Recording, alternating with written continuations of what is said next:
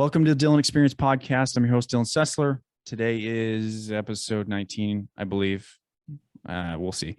And I have an incredible guest lined up for you.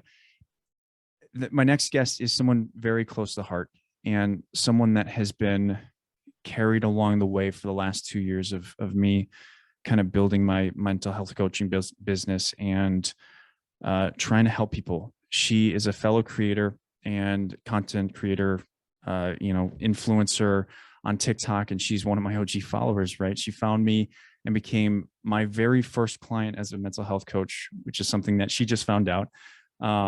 She has overcome such tragic and traumatic things as sexual abuse, suicide, anxiety, depression, PTSD, all while having spina bifida her whole life, right?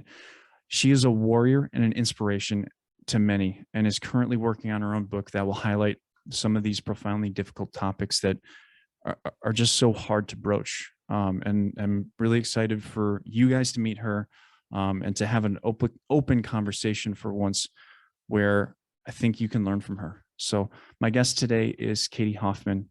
Katie, how you doing? Hey, Dylan. It's great to see you. It's been a while. Yeah, absolutely. But here we are. Honored to do this. Yeah, absolutely. I'm excited, right? Because I've known you, since April of 2020. I found you in April or May of 2020. Yeah. Yeah. And like I said, right, like back then I wasn't sure where I was going with my business, and I was doing social media stuff, trying to help businesses kind of work on their own social media because I was building mine. Mm-hmm. But yeah, like you found out today, you were my first mental health client or mental health coaching client. And I think you're certainly one of the most successful, and I'm not talking about, being a content creator and doing things, but you have taken, what I mean by successful is that you have taken these concepts that we've talked about. You've taken the perspective, you've taken the purpose, you've taken what it means to actually frame life. And I think that's what I really do for people, is help people learn how to frame the problems, the challenges, the difficulties, the pain, the trauma, and frame a mindset and a perspective that functions, that allows you to say, this sucked, this was hard, but at the same time, recognize that you could look at it like that, or you could create some kind of purpose. You could create some kind of meaning that benefits you, that supports where you're going and develops a direction for your life. And it's wonderful to see where you've gone. It's wonderful to see. I know it's still hard for you, right? There's certainly things that you still struggle with. There are days where it's unbearable, but you know what? I only told my story for the first time 11 years ago in therapy to one person. And that had been it for almost 11 years. Not many people heard my story. Yeah. So, and now you're here. Now you're, now you're impacting people that you don't even know.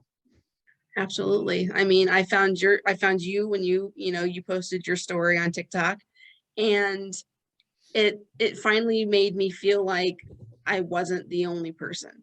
Our stories aren't exactly the same, but there were some similarities, and it's like, okay, I'm not the only person that has experienced abuse. I'm not the only person who's, attempted to take my life or overcome anxiety, depression, PTSD. They might have been different situations, especially the PTSD part, but you taught me that it's not just for veterans, because I've been told my whole life, oh, well, you were never a combat veteran or a veteran of any kind, so how could you have PTSD? So, I didn't talk about my story for, over 20 years. I kept it quiet because I just was always told that, no, showing emotions was wrong, showing emotion was bad, So I did everything to just keep it all inside, and it nearly killed me. And so there's so much, right? Like your story is so, I mean, there's so much to it, right? And I'm sure I'm sure throughout this podcast we'll kind of get to most of it and kind of give people some good context. But I want to kind of go a different direction with you, because I don't think a lot of people really know what it's like to work with me. And we have an interesting opportunity here where you've worked Mhm. with me. We Absolutely. we've worked we worked quite a lot in 2020, and in Mhm. 2021 you've not needed it, which is great. Like I think that's realistically the goal of therapy. And Mhm. I'm not a therapist, but the goal of coaching in general, of if you need help, Yeah. ask for it, certainly. And you've come to me, beyond our initial time together, but you come to me when, I've thought through this situation, Dylan, now I don't know. Right. And I think that's a good, healthy way to manage things, is that trying to do things on your own allows, I think it allows people to develop skills, especially mental skills, Mhm. and tenacity to really develop themselves to a point, right? Like you can't be doing everything on your own. It's soul crushing, right? Mhm. I It's tried it for, over 20 years or 30 years to just do it on my own. right. And It's disconnecting, yeah, right?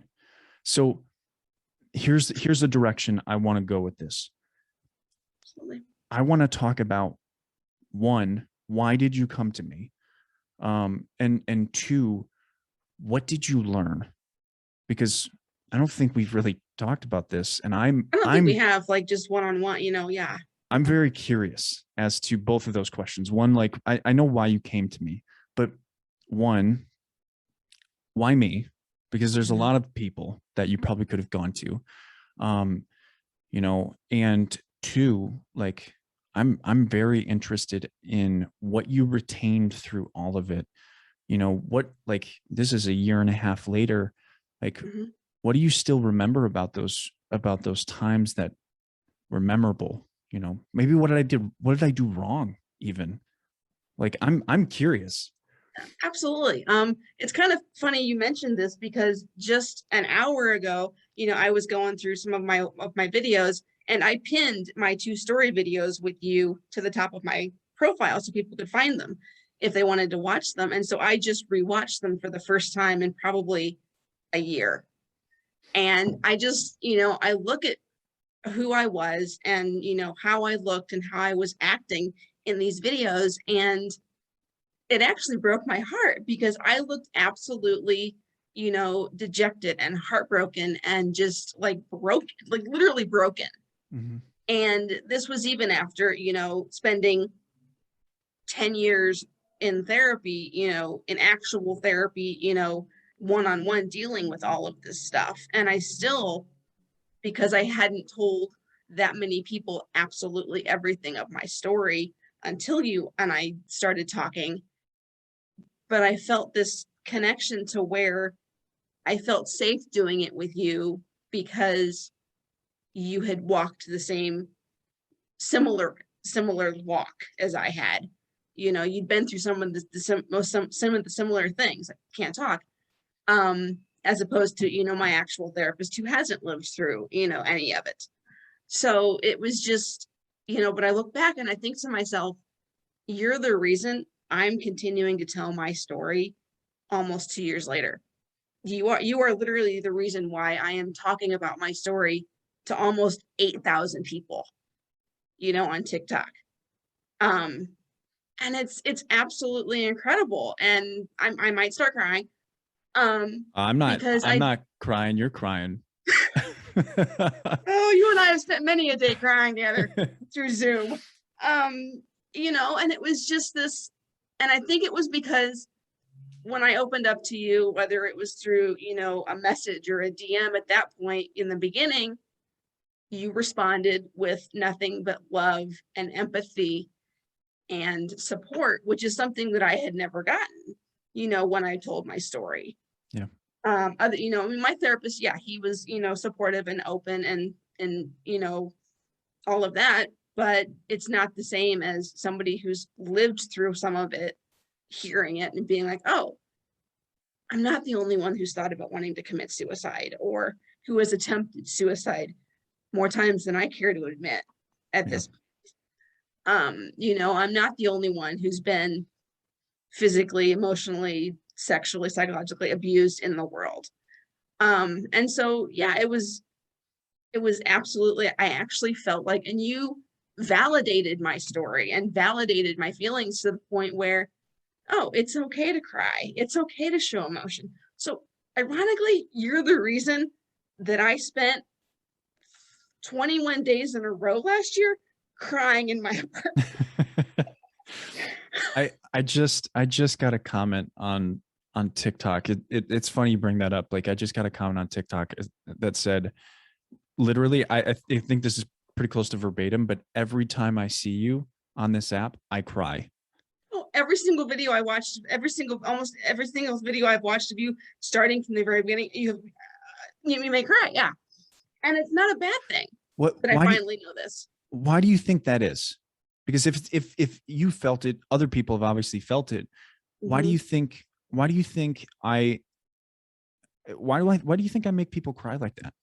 I think it's a combination of you don't sugarcoat things, you tell it like it is, you're open, you're honest, you're raw, you're real, and you make it a safe space. You don't judge people for, saying, "Oh my God, I want to, hurt myself," or, "I'm crying and I'm sobbing," you make us feel safe. You make us feel like it's okay to not be okay. Yeah. At least that's how I felt, it was like for the first time in my life. And when I met you, I was 41 years old when I met you.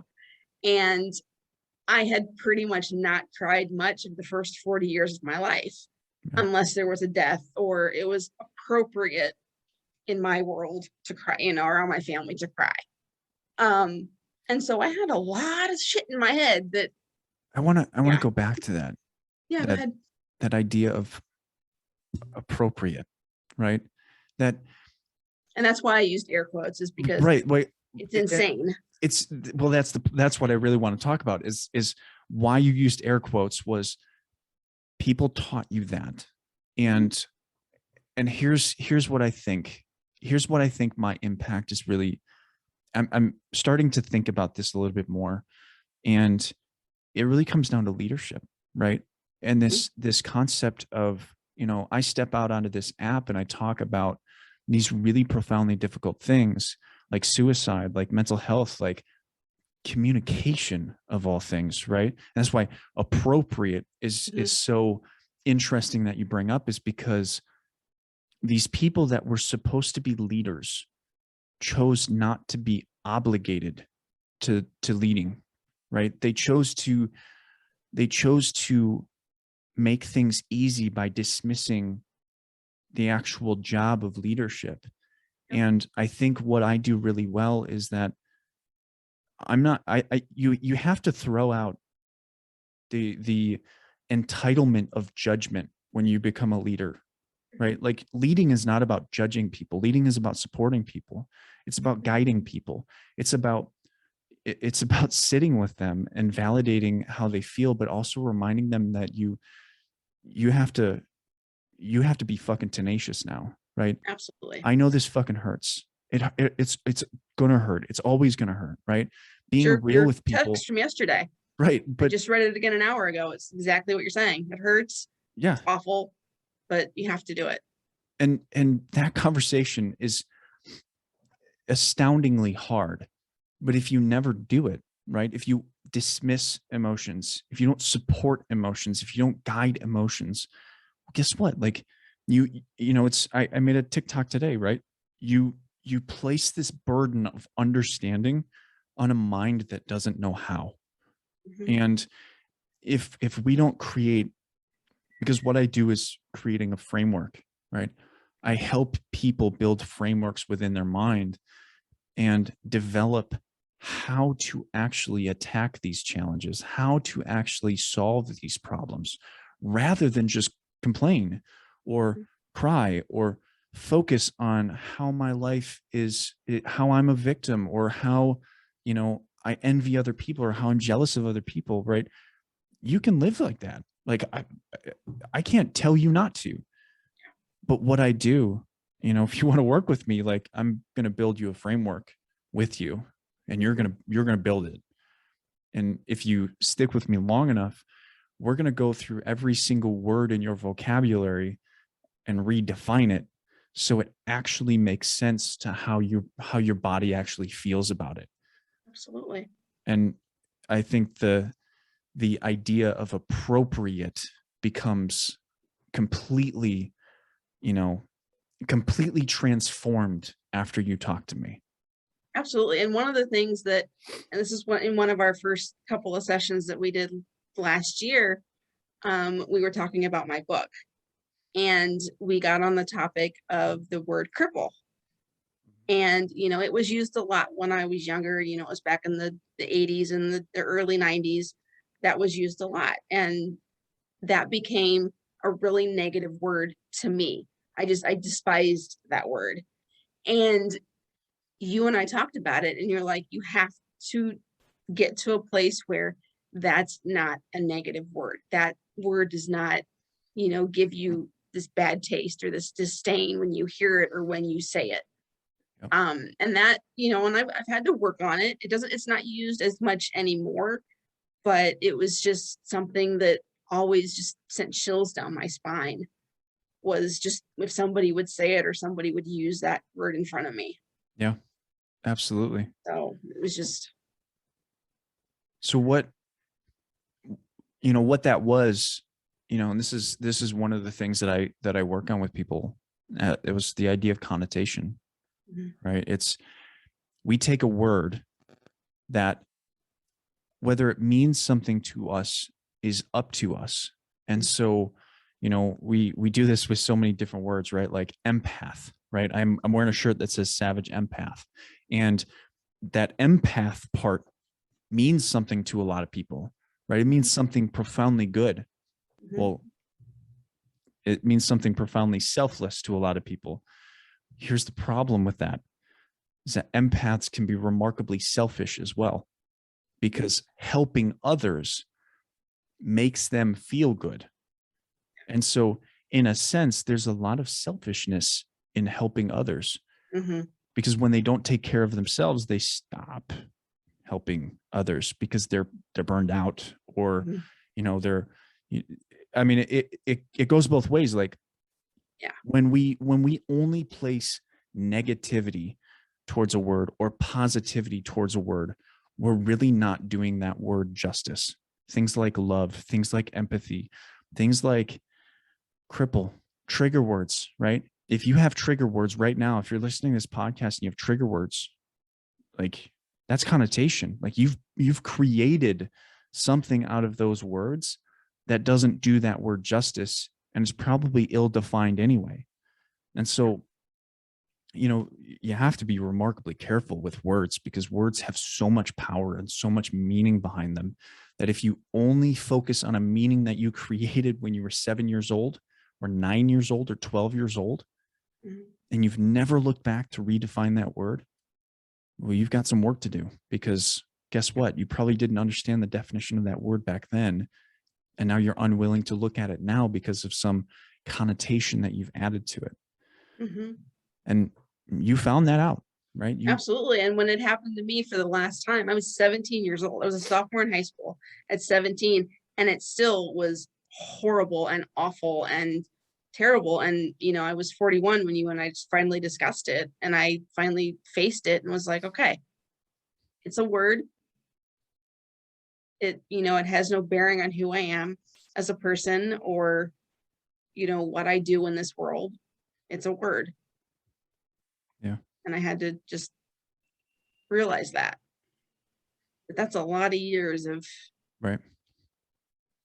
Yeah. So what beyond that, right? Like, we've kind of, I think we've transitioned kind of into the second question, and I'm curious now, what were, looking back on working with me in the beginning, and even lately, like we've continued, because it's always been kind of focused on your book, but then we kind of figured out, like, the book really isn't a priority, and we've got to work on you, right? So I'm still working on myself. Of course. Yeah. It's a lifetime process, right? Yep. So tell me, what was it like to work with me?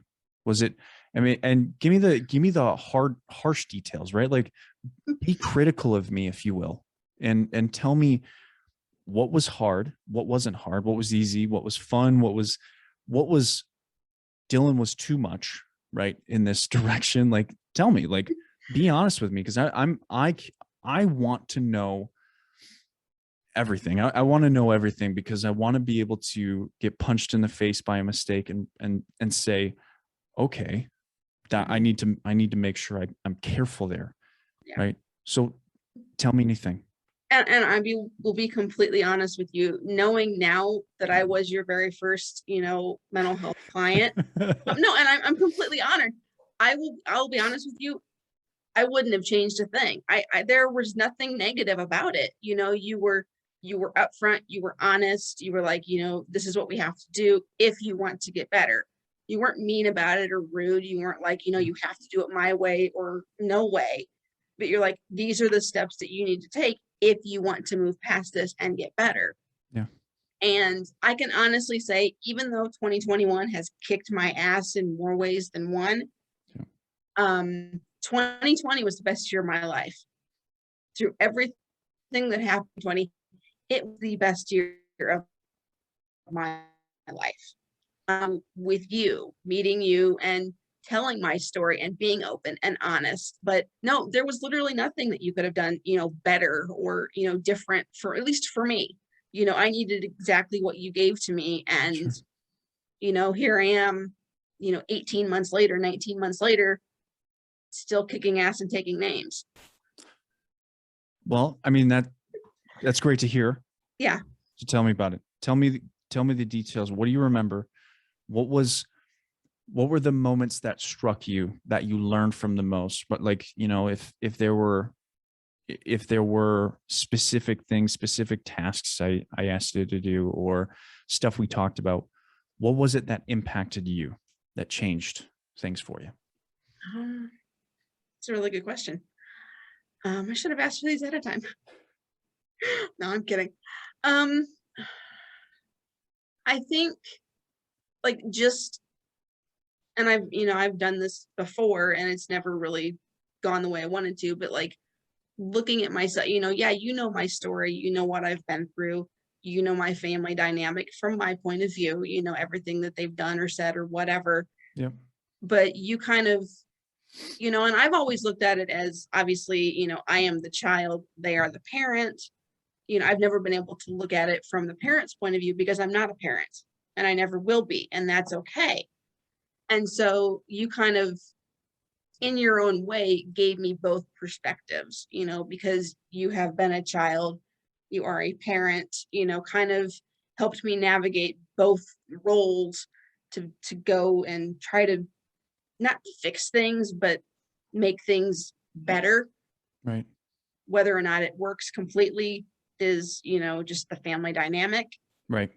or whether they're willing to, meet you halfway, and my family isn't. Yeah. And that's okay. And it's such a hard thing, right? Because, It is. like your story is very, very specific with what you've been through and what your, to include your parents, have had to go through with it. Mhm. But the general story is very similar to many other people, right? Like, this this idea that when you become a parent, that your authority is above everything for that Mhm. child, that, like, someday your child's going to probably be smarter than you, right? Like, someday, my son is going to grow up and he's going to know things about cryptocurrencies and NFTs and all the things that I'm researching now. Mhm. That's the world he's going to grow up in. And so I have to gain new knowledge by researching with my old mind and my old framework and my old perspective, right? From that was built in the 90s, when we didn't even have internet available to us, right? Like, and this kid's growing up in the internet, the era of not just web 2.0, but web 3.0. He's going to grow up in that. Yeah. These kids are going to be Crazy. so incredibly intelligent in what they do and how they manage things. Are they going to be wise? That's a different question, right? But Mhm. the idea that parents are the ultimate authorities is absurd to me, because every every day new technology becomes available, and guess who gets it first? Kids, Yeah. teens, young adults, because they're the ones that want it, right? Hmm. They're the ones that want to escape the the authoritarianism that parents are. Like, we look at it's remarkable, right?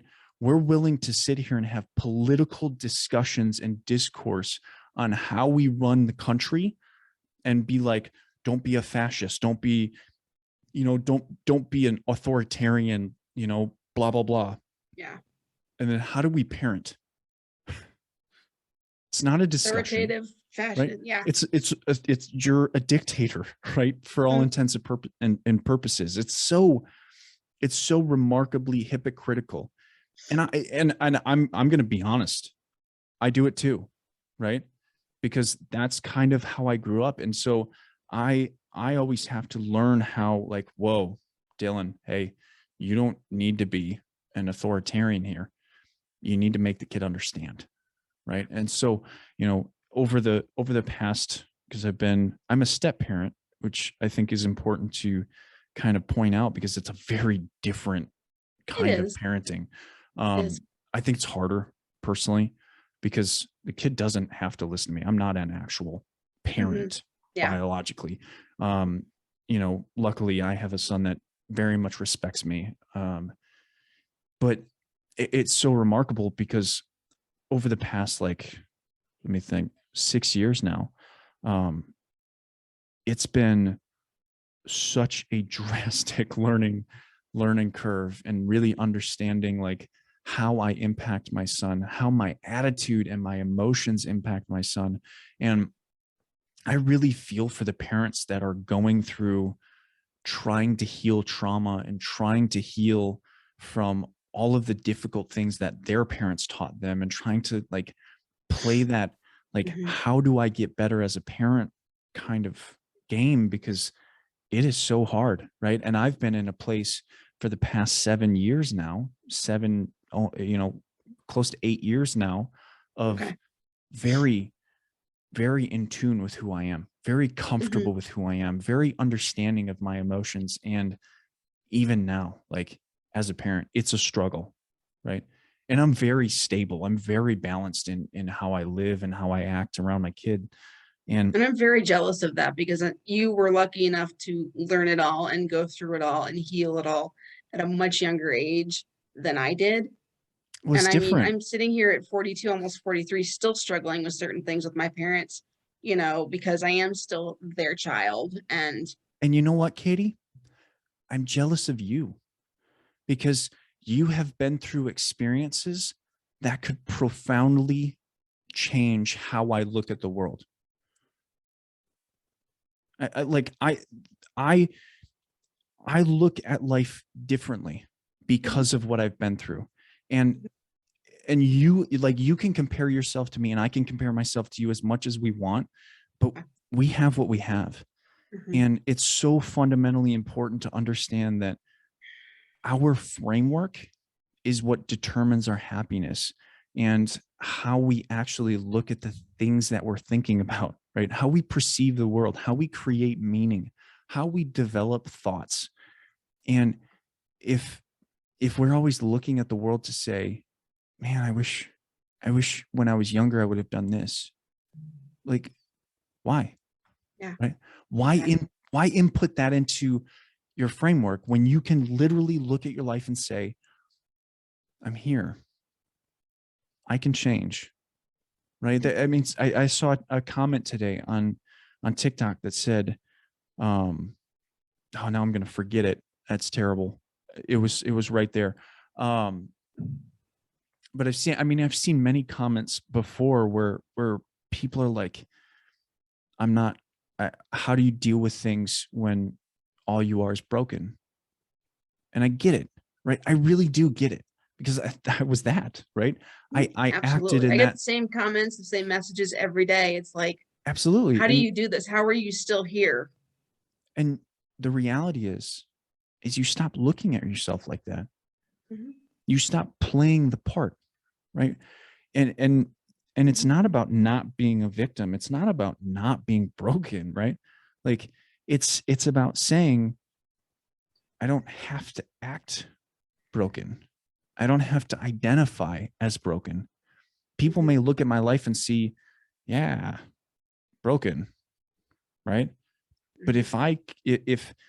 if where we go with our mindset and our perspective is always to the same place, you're you're creating a cycle, and that Mhm. cycle never changes, right?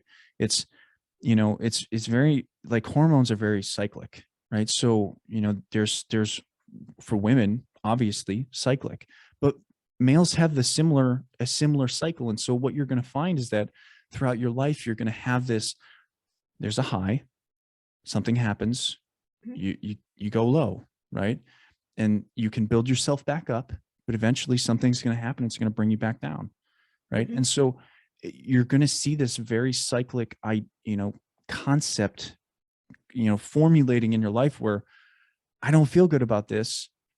Oh, wow, that's really cool. I did a great thing. And then for 12 minutes of your life, right, you graduated college. Well, and now you're back down because you don't have a job, Yeah. right? And then you get that job and then you're And I've back had that, down. those thoughts and those feelings. I did graduate from college, but here I sit, not working. And Exactly. even I've had people, not to interrupt you, but I just had this thought thinking about, the woe is me thing. I mean, yes, I was born with spina bifida. I've lived with it since the day I was born, 42 years. And I'll be honest, there were times when I was growing up, when I was a kid, seeing the kids running around outside and playing, or seeing, my sisters playing the sports or the cheerleaders, or, there was that envy, or that, I wanted to be them or be able to do those things. And, I would wish away my disability, knowing it's not going to go away. I mean, I was smart enough to know that, but I could have lived my entire life bitter just because of the disability. Yeah. Not the other things, not any of the other sexual abuse or the bullying, which was still terrible back in the 80s and 90s before the Right. internet. Um, but I had to finally realize, what?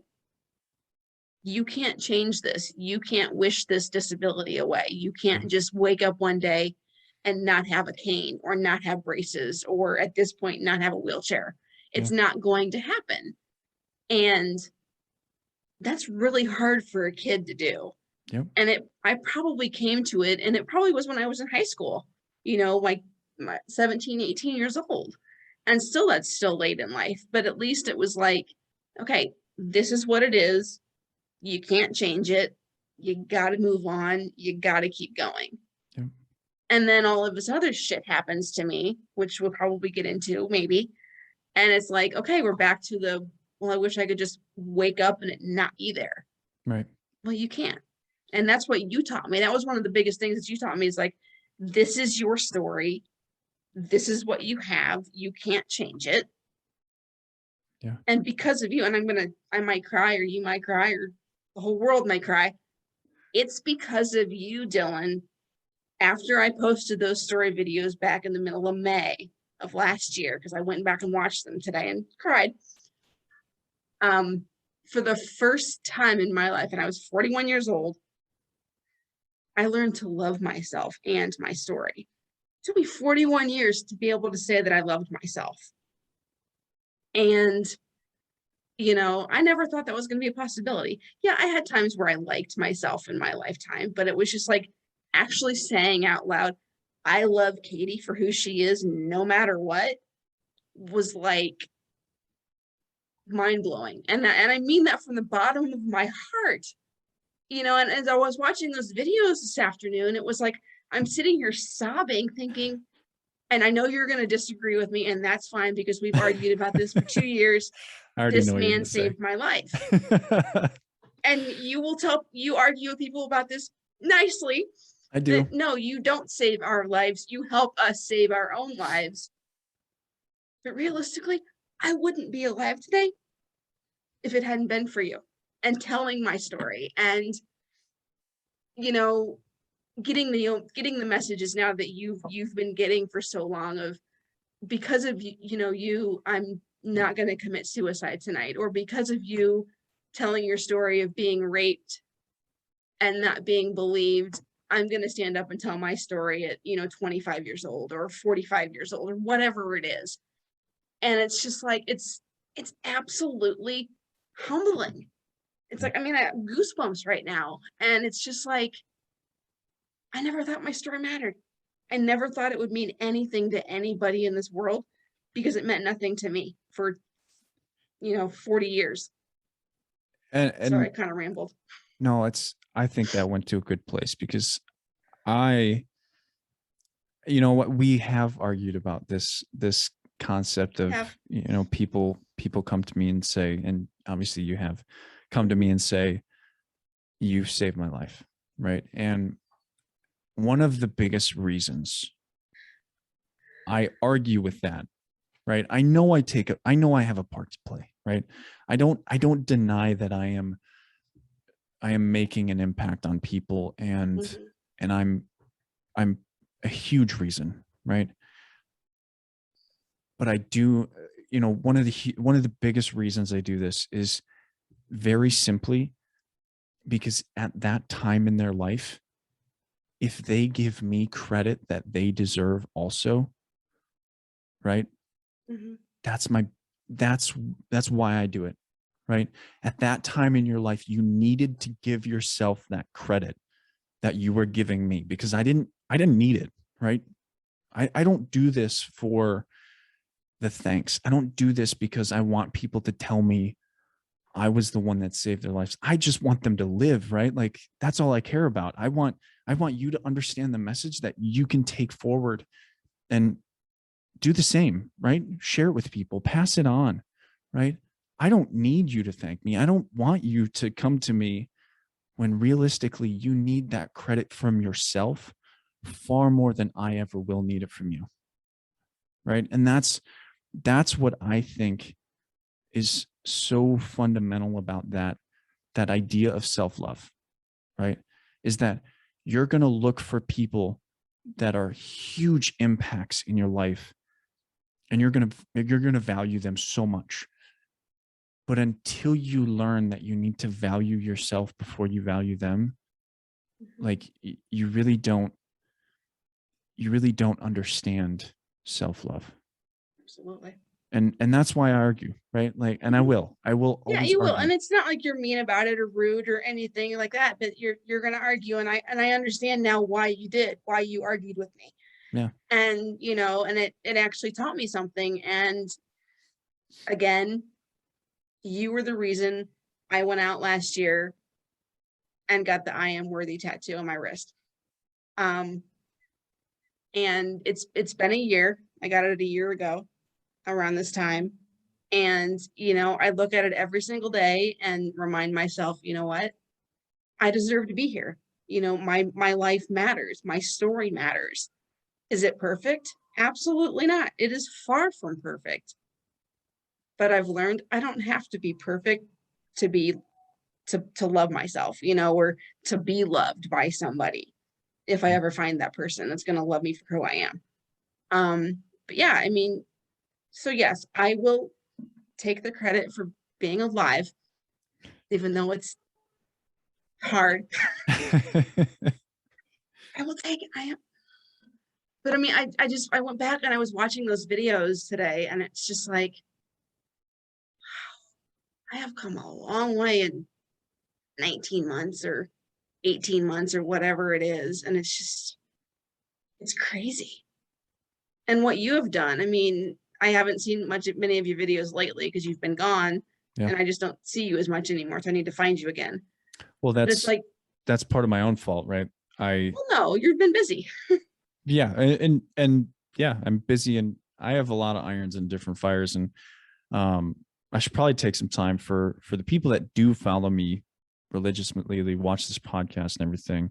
Um I was at sniper school, right? And it was something that one, I don't want to talk about beforehand because of, it's just not something I don't like talking about the military in Mhm. general Oh yeah. on this, because it's a difficult subject in terms of like, what can I say? What can I say? So I just don't say anything. Yeah. But I can talk about, like, I went to sniper school back in August. I got COVID, Oh which God, I didn't know that part. taught me so much, right? Because I got COVID at the beginning of the course, but we all pretty much had it in the course, and we were all just like, I mean, we all have it. You're all So together. unless you feel like you're gonna die, don't say anything, right? Right. Like, Shouldn't yeah, laugh. but you should, like, Yeah. because that's like the You could nature of, still do you guys could still do your thing because you were all in the same boat and you were all together. right. And so that's kind of how we operated in phase one. Phase one of sniper school is mostly shooting, but it's hot, right? August in Arkansas is, I Mhm. mean, it's a dreadful heat, right? It's not Okay. like, it's very humid. I mean, it was 80-90% humidity. It's just above Louisiana, like you can imagine it's hot. um it's like 110 degrees. I had COVID, right? So that experience taught me quite a lot, because if you haven't had COVID yet, um and I'll tell you kind of how it hit me.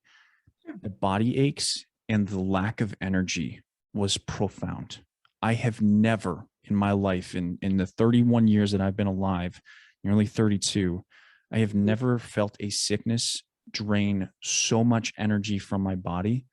Um, and not only that, but my lungs, right? Like I couldn't breathe, right? I mean, I was struggling the whole time, and I struggled more than most people. That's why I left after phase one.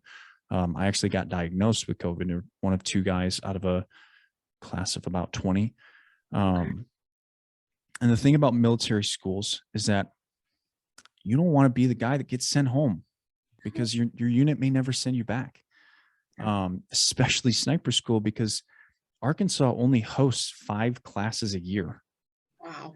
30 people in each class, right? Like the numbers are not there, right? Mm. It's a big army, right? And Yeah. they send active duty. Like there's two schools. There's one in Fort Benning in Georgia, and then there's one in Arkansas. And National Guard really only goes to the National Guard school in Arkansas. So I only have 5 opportunities to go every year, and my state only gets so many slots, and they're going to send the guys that can actually pass.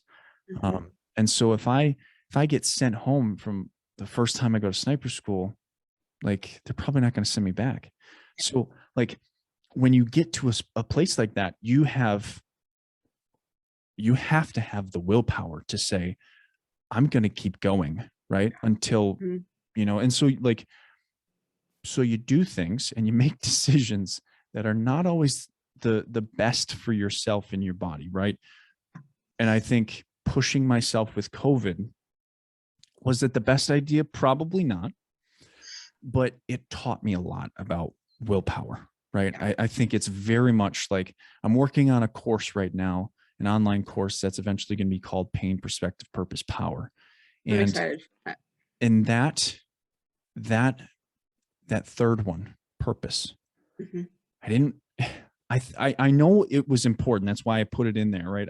I named it before sniper school, but I didn't realize just how powerful purpose can be, right? This concept was was so tested in phase one of sniper school that, like, I mean, we were on a 4 mile run, and it was, I mean, it hurt, right? Like it hurt my lungs to run these 4 miles, and we didn't know it was a 4 mile run. It was one of those runs where we're gonna go for a run.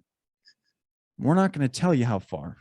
We're just gonna keep going. And you have COVID, And I had no big deal. COVID, right? This is like a week, 2 weeks into COVID, so I'm really struggling. And and once I got bad, I never got better, right? I never got better until after I was out of the course and recovering. Um, I remember a point at which one of my fellow students was talking to me. We were making jokes on the, because you do that on runs just to pass the time, right? And I remember looking over at him and just saying, "Hey, man, I need to stop talking now because I need to prioritize air. And I didn't say it as Right. eloquently as that. I said it with, I need to prioritize air, right? Like, and I mean, he Yeah. laughed, right? Because I Yeah. mean, Sorry. he was getting over COVID, and even Okay. I laughed because I realized like how it came out. But Yeah. I mean, like, Like, I just stop talking. I'm not a physical phenomenon, right? Like, I am not. If we're looking at best shape of my life kind of thing, it's not this year, right? Like, it's just not. I Like, mean, I've never been great, but yeah, this has been bad. Yeah. and so like to go to sniper school and have COVID and to get through all the physical, the physical things that go through sniper school, especially phase one, in the 110-degree weather and dealing with all of that Bless stuff. you. Oh. It it taught me so much about purpose, and it's remarkable. Like Hmm. when you are able to frame up how important something is, why you're doing it, meaning behind it, purpose behind it, develop an understanding of what it will give you. Why do you want it so bad? I mean, you can do things that your body says no. And my Hmm. body said no every fucking day. Hmm. Every day of sniper school in phase one, my body was like, you don't want to get up. And every day I was like, we're fucking doing this. And I had people there that were like, we became a very tight community, like some really great guys that I met there. And we each kind of got each other out of bed at one point or another. And it was just like, we got to do this. We got to get through this. And, when you can take meaning for yourself and make it communal, right? And that's what you're doing. That's what I'm doing. Hmm. It becomes so profound. It becomes so powerful.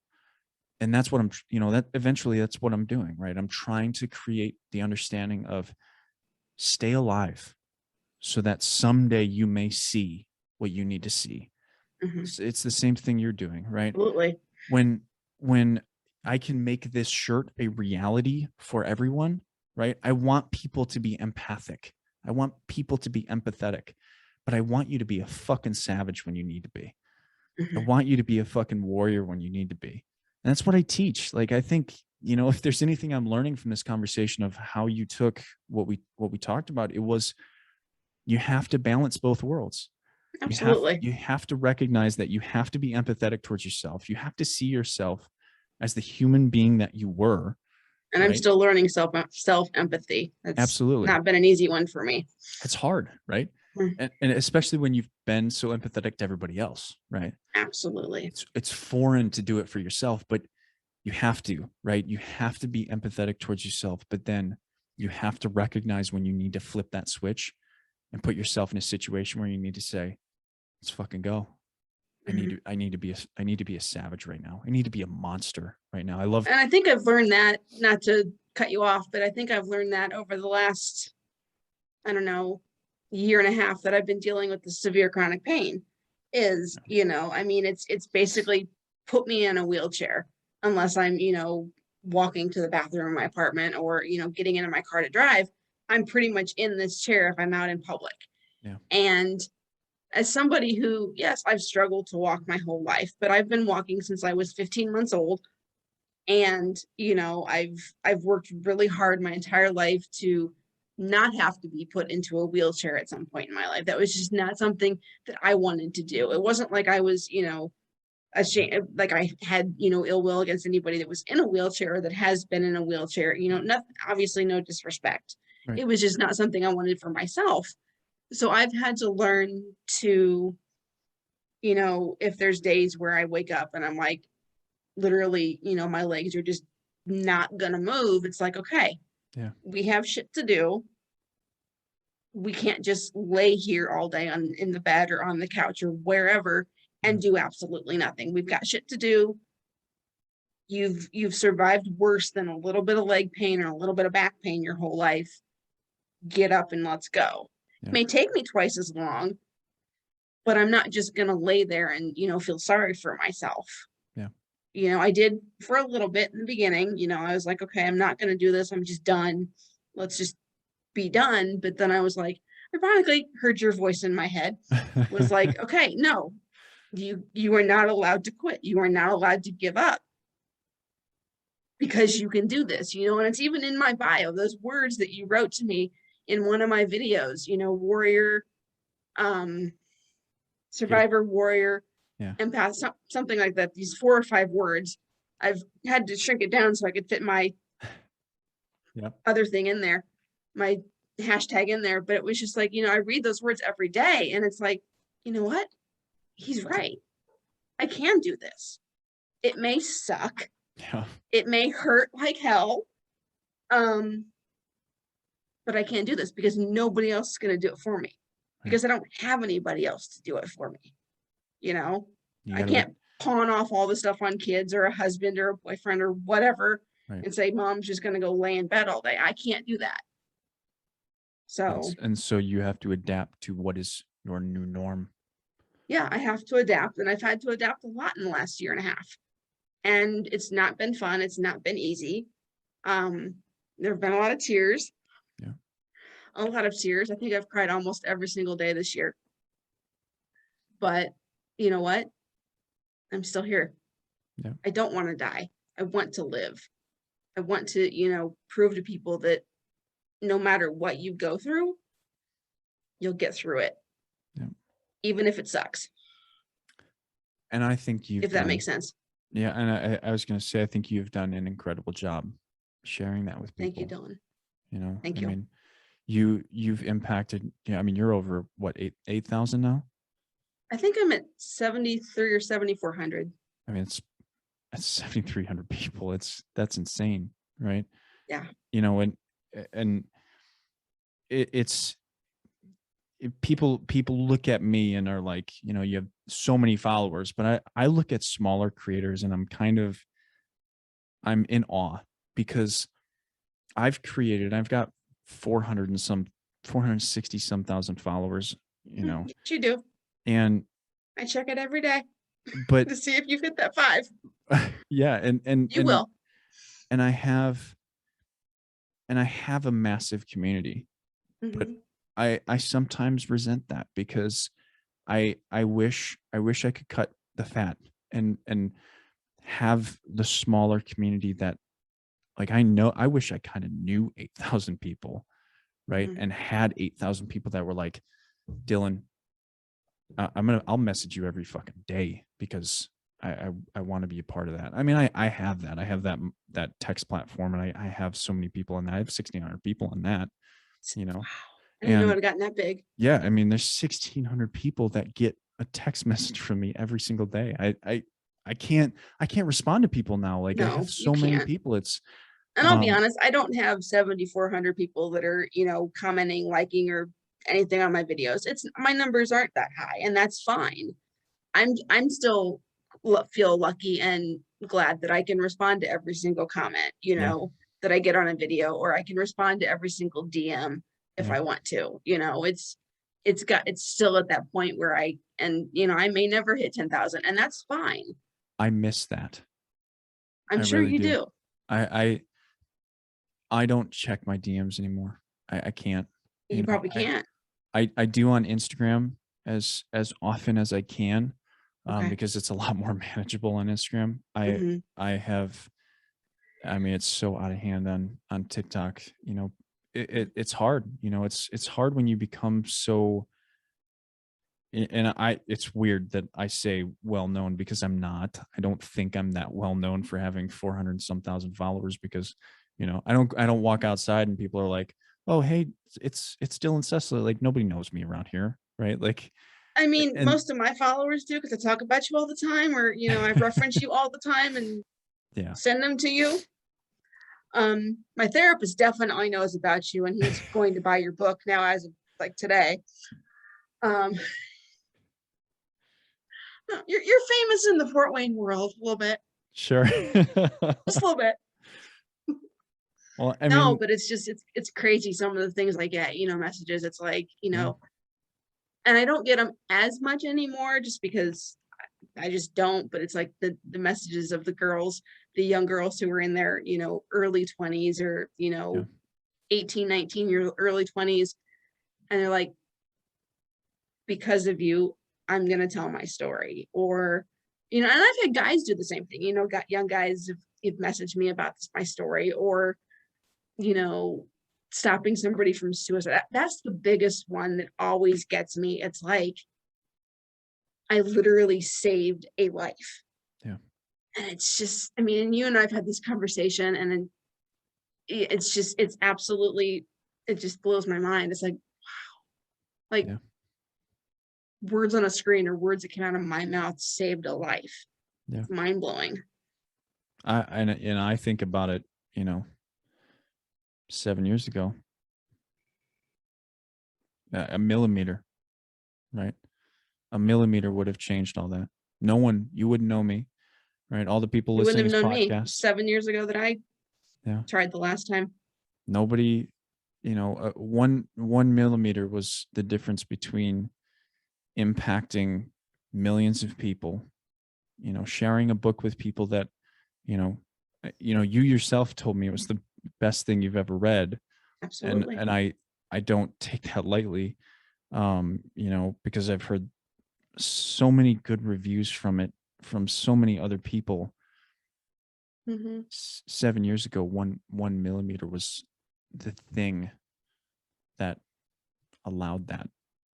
Is that if this finger, right? It was it's this finger. It's funny.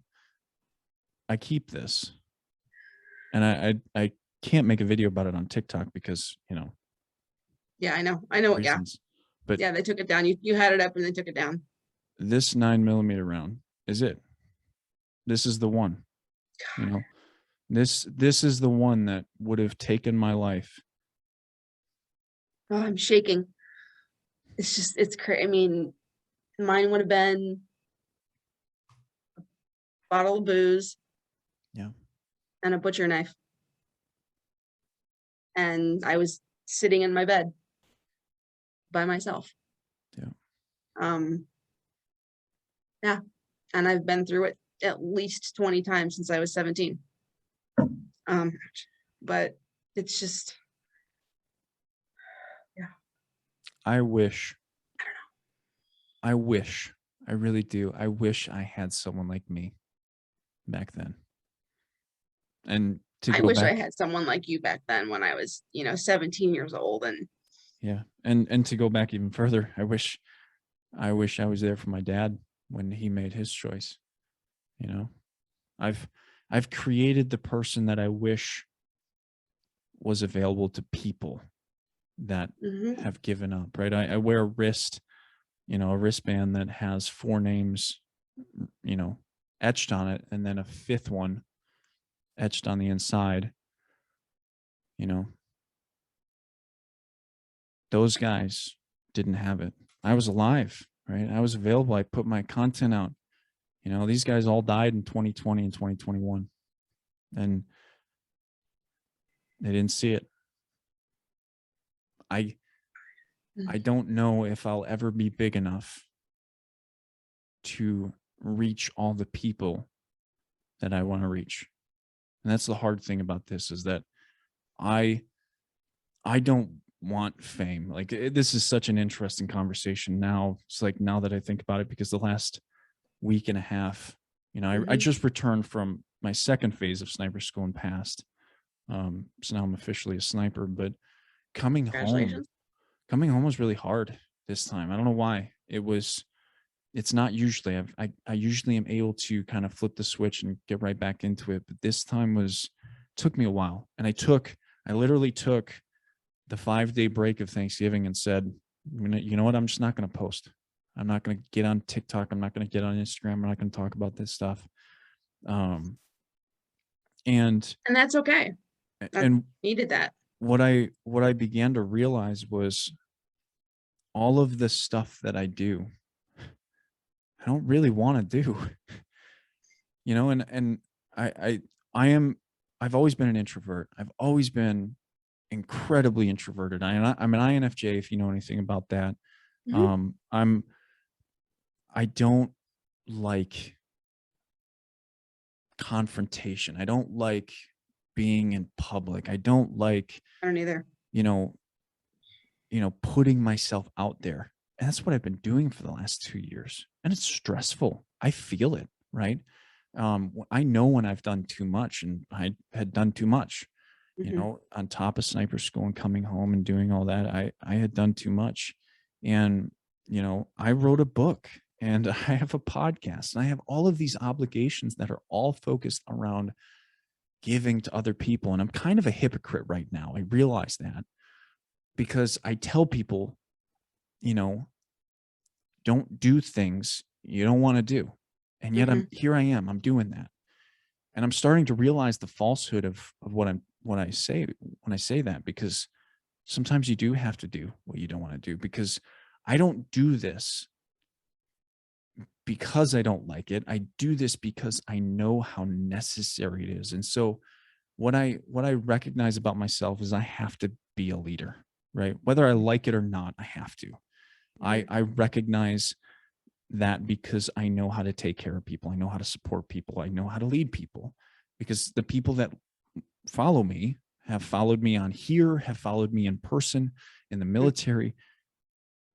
They appreciate it, right? Like, I don't have very many people that walk away and aren't appreciative of working with me. It happens, right? But it's rare. And Mhm. and it's I know that because I ask, right? I want to know, am I doing something wrong? Right.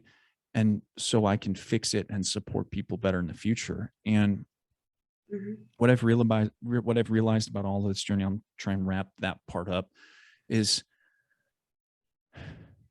I may not like this. I may not enjoy making content on TikTok where people ridicule me or say shit about me or even thank me, right? Because I don't particularly enjoy that, right? Yeah, you don't like to be thanked. I don't like to be thanked for my service. I don't like to be, thanked for what I do here. I don't talk about the military, because guess Mhm. what? People just thank me for it, and I don't like it. Mhm. Um, I actually asked my brother-in-law about that one day because he's a veteran, and I said, and he was uh, uh, a diver, a Navy diver, yeah, and so it was different than combat. And because I had said, do you like it when people walk up to you and thank you for your service or whatever? And he's like, it's not really, it's not like I don't like it or anything. I was not ever in combat, but it's just but it's awkward to me. you guys are the same age, so it's kind of Yeah, ironic. and I don't like that stuff. I don't do it for Mhm. that, right? Mhm. I do it because I care about society, and I see the state of society now, and I see very few people stepping out as leaders in what this is, right? What I think is the era of disconnection, which is remarkable, because we've built all of these platforms, and we're building the metaverse, right? And yet all of this stuff that is built to connect us has only disconnected us. And I realize that I am part of that, because I don't want to connect with people. And so I'm going against my own nature as an introvert to change that and to Mhm. connect with people. And I force myself to have conversations like this, even though some days I'm like, I really don't want to. I really Yeah. don't want to. Mhm. And I think it's good for me. I think it's really good for me to put myself in uncomfortable situations where I have to make content. I have to talk to people. I have to have these conversations. I have to put myself out there, because that's one thing I really fucking don't like. Yeah. Right? If I'm being perfectly honest, Yeah. I really don't like putting myself out there, I because don't either. I mean, I hate it. It's like I mean, I've been judged my entire life, yeah, and it's still now I don't get much of it on TikTok because I'm not a big creator, but I do get things where it's like it literally rips your soul. And yeah, it's like, but I don't respond to it. I don't give them, you know, that 15 seconds of fame. yeah. I read it, I might reply, but yeah, it's just I'd rather just keep to myself and It goes get it it. goes it goes both ways with me. Sometimes I get really curious, but Yeah. no, I mean, to finish, it's you gotta do what you don't want to do sometimes. Mhm. That's hard, right? It's really hard. That's the It's reality of hard. life. If you want to make a change, if you want to, if you want to, if you have been through something profoundly difficult and you don't want other people to go through it, you got a choice to make. Mhm. You got to do Yeah. what you got to do. I mean, it's hard. I mean, I've been, wanting to make a video, like actually for a while talking about, what I've been going through lately, that the depression is back and the anxiety is back with realizing that, because my mobility has gotten so bad and just, I mean, I fell twice on Sunday within an hour of each other in my apartment.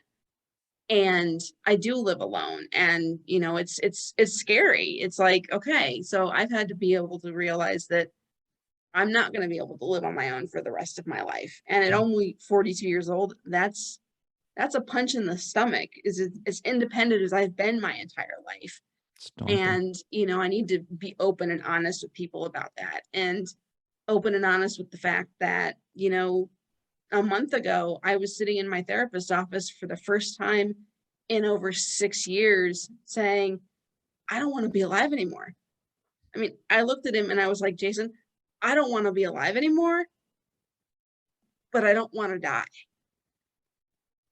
Help me. Because I was literally sitting there shaking, sobbing because Yeah. I didn't like having those feelings. And you understand those feelings. I dealt with them for so many years. And it's like all of a sudden they're back. And he's like, but look how far you've come. Look what you've overcome. You've been assaulted twice, you've been molested, and all of these things, and you're still here, and you're writing a book, and all of these things. And I had to step back and I was like, you know what? You're right. I am still here. I do love myself. I do love my story. I am saving lives. I am helping people. Even if I don't see it, I know I'm helping people, and it's just like I needed that wake up call of, okay, get your shit together. You can do this. Let's go. I And I know we haven't completely got into the whole story thing, and I don't know how much time we have or what we will, but well, I'm sure we'll probably do another talk at some point where maybe we'll get into that more, um, and actually have you tell your story. But I think I really like this and where we're going with okay, this. I think yes. it's really important because you said something in there where you were talking about a lot of like your potential, right? And so we as humans like to look and say like, I'm looking for where I'm going to provide me meaning and purpose. Mhm, And I think sometimes we get that, you know, we get tired of that where it doesn't provide the same luster like it used to. And so like some people get caught in this trap where like, oh, you're writing a book and you're doing all this and look at where you've been, right? Like you've had all this potential that you've lived up to and beyond and you're trying to live up to. And mhm, it comes to a point where like I just don't care anymore. And so I think I'm starting to see this because I was listening to a really good discussion between Jordan Peterson, um, and three other guys. I'd have to look up the names. I can't remember, but they were talking about meaning. And one of the final thoughts was this concept of looking at your constraints, not just your potential. And so that's one of the things I think I do in some regards, and I just haven't really seen it. But mhm, it's like it was kind of like my text today. Like you're pulling a push door, or you're pushing a pull door, right? mhm, Is that you're sometimes you butt up against like you're pushing the pull door, and you're like, well, my potentials aren't working anymore. yeah, And so sometimes you have to pull and recognize your constraints of, you know, why? Why do you want to not be alive anymore? Right? mhm, What's the structure around why that thought exists in you? Right? Why is what you have right now not good enough for you? And then you analyze the idea of why do I have a good enough expectation? Like, why is my good enough expectation so fucking high then I like life isn't good enough for me, right? Because there's dogs, right, that are homeless right now that are just happy to be alive, and then when a human comes up and is like gives them any attention, then they're happy, right? Mhm. And it's remarkable that we as a species create this very different outlook on life, with these expectations of materialism, or even connection in some ways, right? Like we value connection so much. Maybe it's to an excessive extent. I don't know, right? What is, that's something that I think more research needs to be done on, is recognizing what is good connection in humans, what is good disconnection in humans, what is bad disconnection, what is bad connection, like what are these things, like how can we start to understand ourselves as a species, not as a fucking race or as male and female, but what is our what are realistic expectations for a species, Yeah, of looking at what do we need, right? Like, I think Tony Robbins has the 6 human needs or something like that. There's a number of different uh, ideas of what people need, but we haven't really developed that, right? mhm, And it's become an interesting thought in my mind of how to really study that, and how to really frame that for a discussion, and how can we start to look at, what I'm kind of looking into is this pain, this perspective, this purpose, this power. Where do these things, how do you define these things? What are good definitions of these things that don't become, problematic in the future? All of this stuff is very much becoming, they're being processed right now. absolutely, and I think something that I was thinking about a lot of last week, when I was around family and my sisters were both around and everything was, you know, I've always tried to live up to this expectation that my parents have always set for us. You graduate high school, you go to college, you get an education, you get a job, you get married, you have family, whatever, white picket fence, whatever that is, because that's what they did. And so I've watched, both of my sisters and myself, yes, we all did, get our education, we've all, worked. um Sam is obviously married and is starting her family with Grant. Liz is in a relationship, they're not married, but she is in a stable relationship. And so all of us were together last week, for the holiday, and I'm sitting there, like literally sitting there, watching this dynamic of all of these people that are, married and in relationships and, having it all, Hmm. quote unquote, having it all that society deems is what's important. And I'm sitting there and I'm thinking, okay, I did what I was supposed to do. I Yeah. got the education. I got the job. I did what I was told I was supposed to do when I was younger. But here I sit at 42. I don't have the marriage or the boyfriend or the children or the job. Yeah.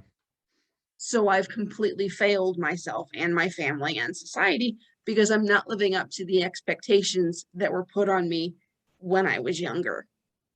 And I had to stop myself. And I was like, in my head, saying this in my head was, no, wait a minute.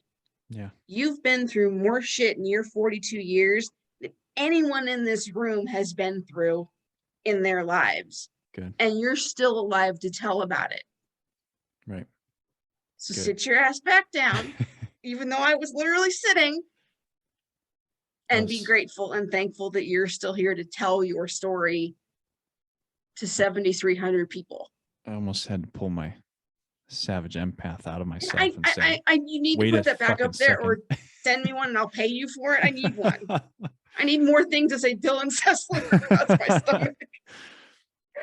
I think, and that's so powerful, That right? was just like my holy shit moment. It was like, get your head out of your ass kind of thing. And you're doing the best that you can. And that's good enough. And that's, I Kind think of. that's so profound, because think about, think about 10 years ago. how you would have managed that conversation in your head? How would you manage that conversation emotionally? I know, like we I can can tell look you back, exactly what I would have done, but go ahead. we can look back 2 years ago, and the same question exists, right? And probably the same answer exists. And it's so important to understand, like, when you're trying to overcome yourself, you're not going to come to a point where it it goes away until you put in, like, there's a subconscious piece to this, Mhm, right? Like, you have 42 years of habits, physical habits, cognitive habits. You have mhm. Excuse me.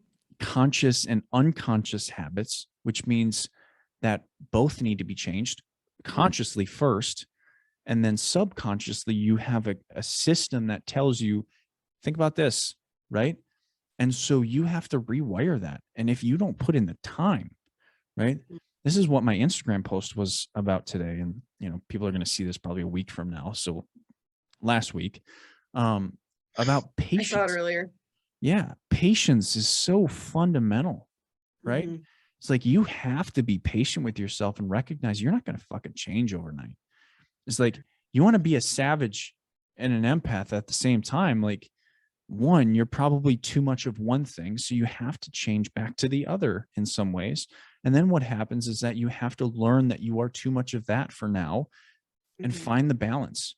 Like, there's, people talk about narcissism a lot nowadays, and I see it a lot more. And it's not, I don't know if that's problematic yet. That's another topic that we'll All probably, over TikTok. I mean, I'm stuck in narcissist TikTok, and it's like, and I don't know what to think. Just because I mean, yeah, just well, I know what I know about narcissism, and mhm, it's not good. Like, being a narcissist is not good for connection and relationships. Um, in some ways, being a narcissist gives you the ability to achieve certain things. Is that mhm, good? Is that bad? I don't know. Right? I'm not.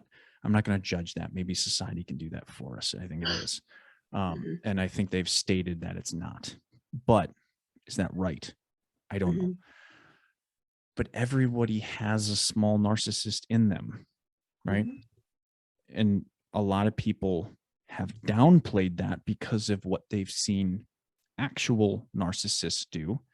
And so that lacking of a narcissistic kind of tendency, I got to be very, you got to be very careful with this, but the narcissistic tendencies, right? To mhm.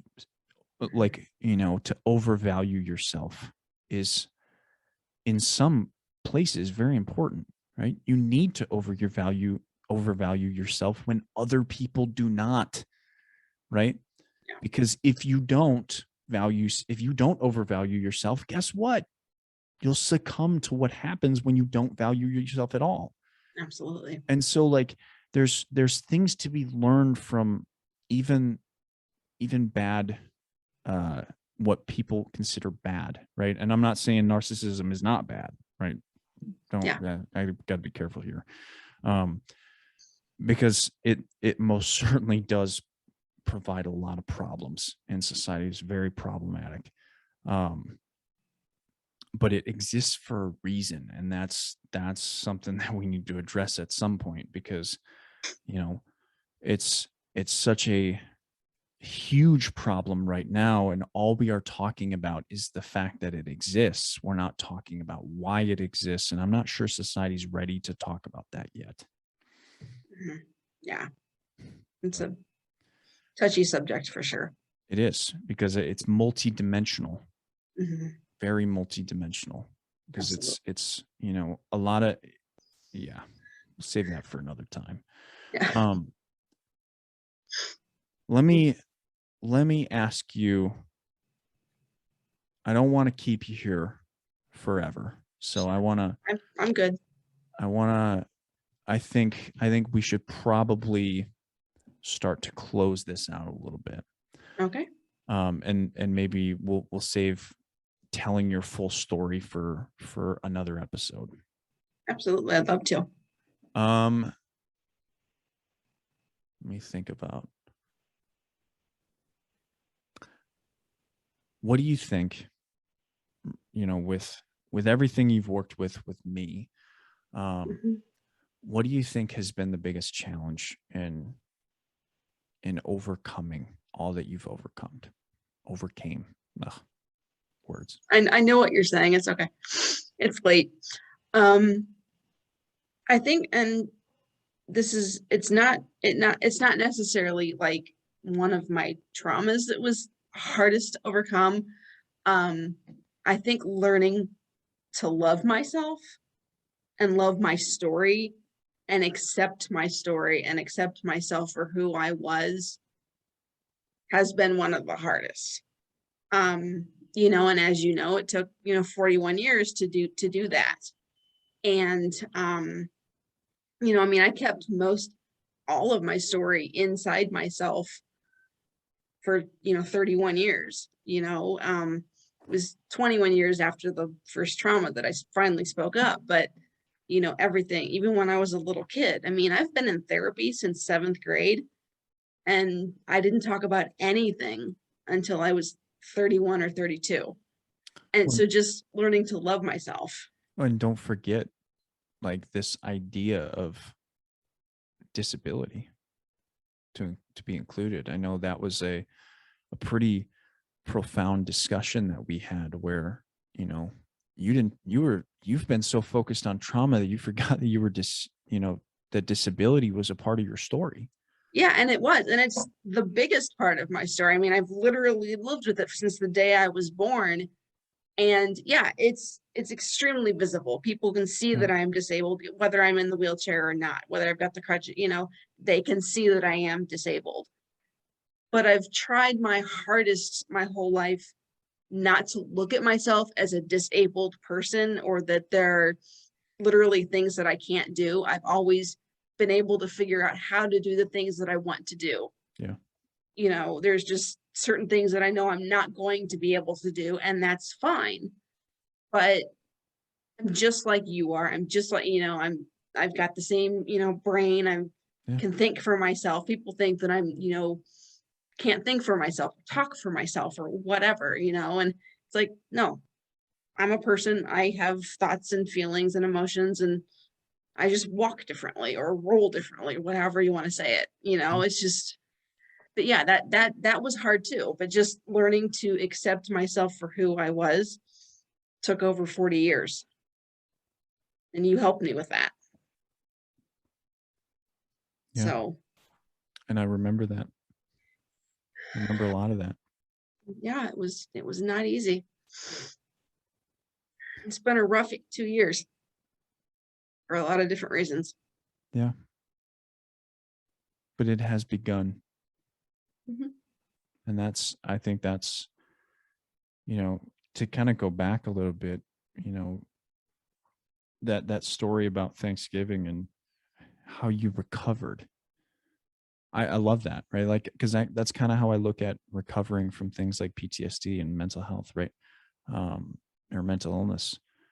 Because I don't really like the labeling of what mental illnesses have become, and how we have a DSM that models Mhm. what these illnesses are, but they're remarkably common Yeah. in people that don't have the diagnosis, right? Mhm. And so, like, do we label these things disorders, or are they simply a concept of, like, this is what happens when you have people that become disconnected at certain points of their life, and Mhm. do we label it, right? But Yeah. getting back to the point, like, you recovered, right? Mhm. And so the faster the speed will come is that when you learn how to functionally step in front of that obstacle, when you functionally step in front of that rolling freight train of a negative mindset and Mhm. say, hold up, right? You're Superman, you can just stop the train, right? The speed comes in time as you practice that and recognize, I don't need to think that way. And you become dismissive of these negative thoughts, just like just, wisps in the air, right? That never happened. I feel fine, right? And you start to recreate an environment, a cognitive environment that is far more supportive of where you're going because you want it to be. Mhm. And with that practice, like that's where real growth begins, right? This is where I was 4 or 5 years ago when I was like, I did so much work. I read all these books that are over here, a bunch of books on that shelf, right? I read so many books on Kindle and Audible.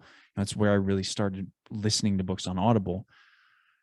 And I just like, once I had all of the knowledge, I didn't know how to piece it all together until I read a book called Coherence, which is on that shelf right there. Um, On my list, just haven't purchased it yet. I'll be honest with you, it's a hard book, That's what you told me. but it is the one that really began, I think, the journey. Alan Watkins is a genius, right? He he has so much knowledge. The book feels like a textbook at times. I think the beginning is the more important part, but the ending does have some value if you're kind of Mhm. digging into it. Um, it really helped me realize a lot of the anatomy behind how we think and how we operate. And I think more needs to be understood, right? I certainly need uh, more understanding of how the mind connects to the anatomy of the body, because the body's so fundamental, so important. Um, the body keeps the score, talks about it. Waking the Tiger talks about it. Any good book on trauma talks about the mind and the body And as I've read a lot of them. almost two separate entities that need to learn how to communicate. And I mean, that was the book, right? That was the book that pieced it all together for me and started me taking these things from all of these books that I had read and all of this knowledge that I had that seemed like I was on the self-help journey, and I was like, I get it, but I don't, right? Mhm. And when I read it, things fell into place. And that's kind of how it happened for me. It doesn't Yeah. happen for everybody like that, but you know, piece by piece, as you consciously and subconsciously build your wisdom, your knowledge, and your intelligence, there's linchpins that fall into place and connect the train and put it all together.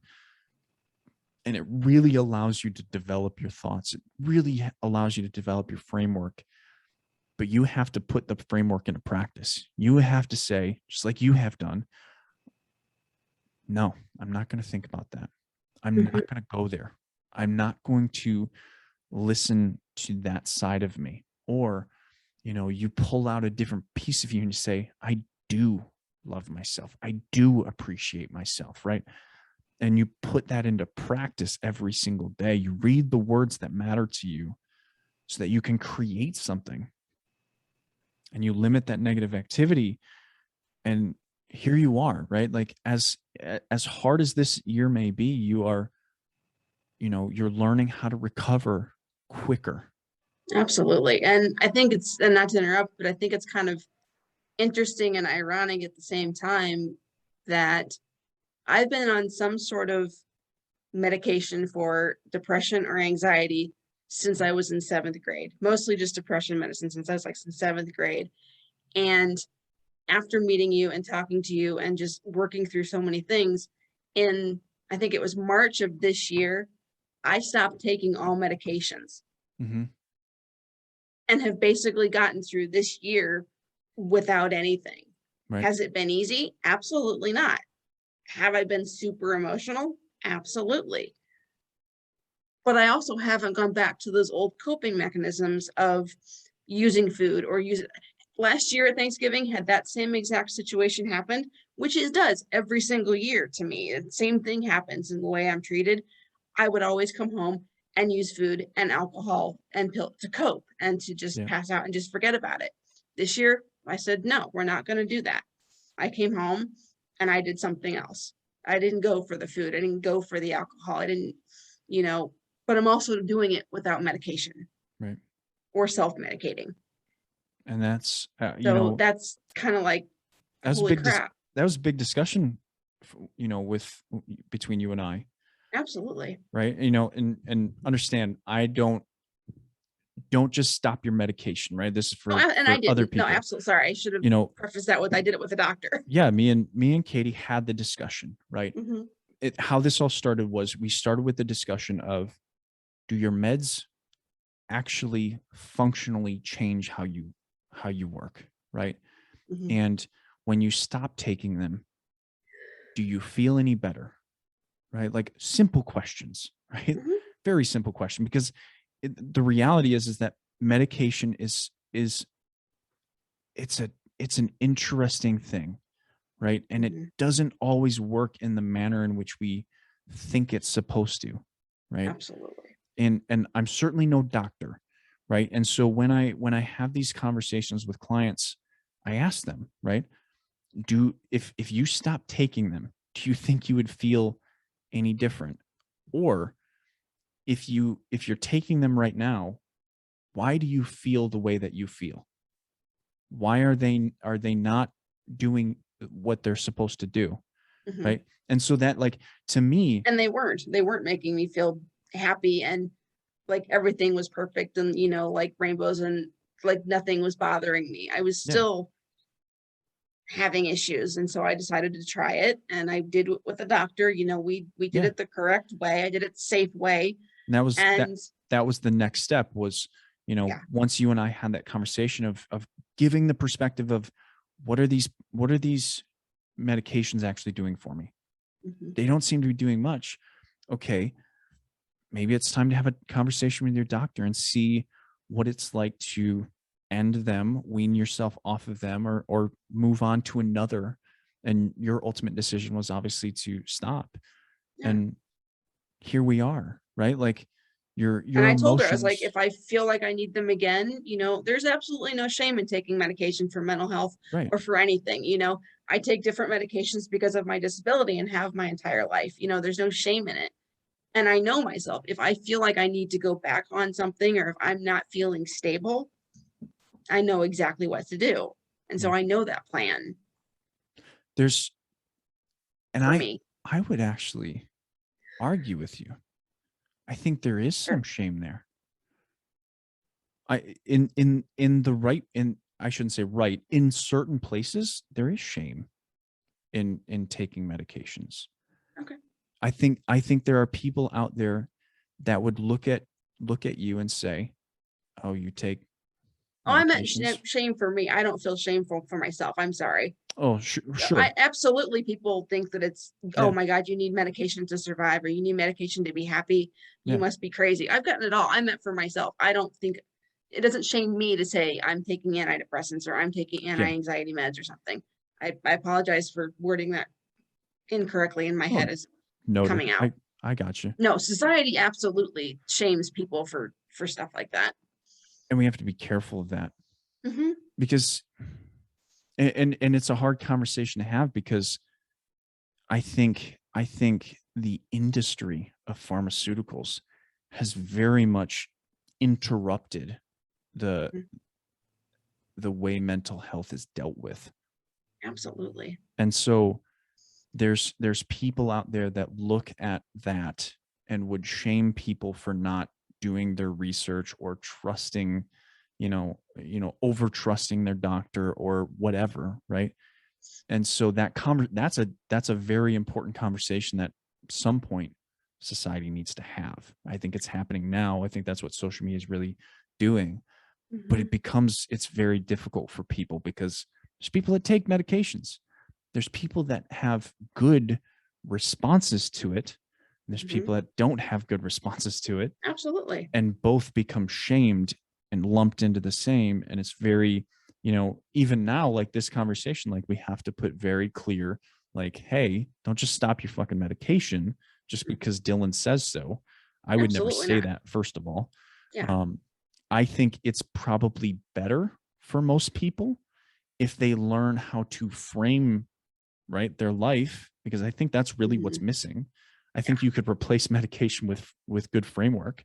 Mhm. um, but don't do that without building first, Mhm. right? Like if in the scientific method, you change one thing at a time to see where things can become better, right? Mhm. Okay, like this is the piece that is the problem. We take that away, we replace it, boom, right? You don't change everything and then be like, let's analyze, right? Because which which part, you know? Mhm. So you've got to be very careful in all of this, but it's an important conversation to have at some point. And Absolutely. I mean, after I was assaulted for the second time, when my whole story came out, I went to a psychiatrist's office and he put me on like 6 different medications and I didn't know up from down some days. I was walking around like a zombie. I had no emotion, no anything. I was like completely just flat. And that went on for years because I trusted it's yeah, doctor, you try those kinds of things. I've done that my whole life with the disability and just always being with doctors. And finally, it was like you and I had a conversation. I got a different perspective that I'd never gotten before. And it's like, wait a minute, maybe I can do this on my own. I'm going to do it the smart way and talk to the doctor or the nurse or whatever and go about it the smart way. But I want to try this on my own, yeah, knowing if I can't do it on my own, I'll go back and ask for help. yeah. And So, that's that's a profound moment when you recognize that you can go ask for help. mhm, That's one of the things, like if you're going to work with me, you know, you start to realize that I'm a reliable source to come absolutely. to come to is that when I set up a meeting, I show up, right? Like one of the things I see sometimes is that, I'm a partner of certain Facebook groups, and one of the messages that I saw today is like, this is the second time in a row where I've been canceled on by my therapist 20 minutes before. And it's like, why? Why would you do that as a therapist? Yeah. Right? Why would you? There's two things here. Why would you do that as a therapist? That's a question. It's important. Is it because you're burned out? Because it could be, right? Mhm. And you're not, if you're a therapist, you're not practicing self care. If you're not appreciating yourself, supporting yourself, like, uh, that's a tough Mhm. thing. But also, why as a client would you stay? Right? Yeah. Like one of the big things, and one of the things that I see specifically, because I think people that have bad experience with therapy come to Mhm. me, Yeah. and they find me because I'm not a therapist. I don't act like one. I fucking swear all the time, right? And and so like You it's do. that's just me. Like I'm not going to No, change that. I And mean, and obviously so we get along very well. right. It's And so what people tell me their horror stories about therapy, and it's like, why don't you leave a review? Like why don't you send in something to the licensing agency for these therapists, right? Like there are that's something so that baffles me so much, is that like when you look at therapy and you look at therapists, like I don't see many bad reviews.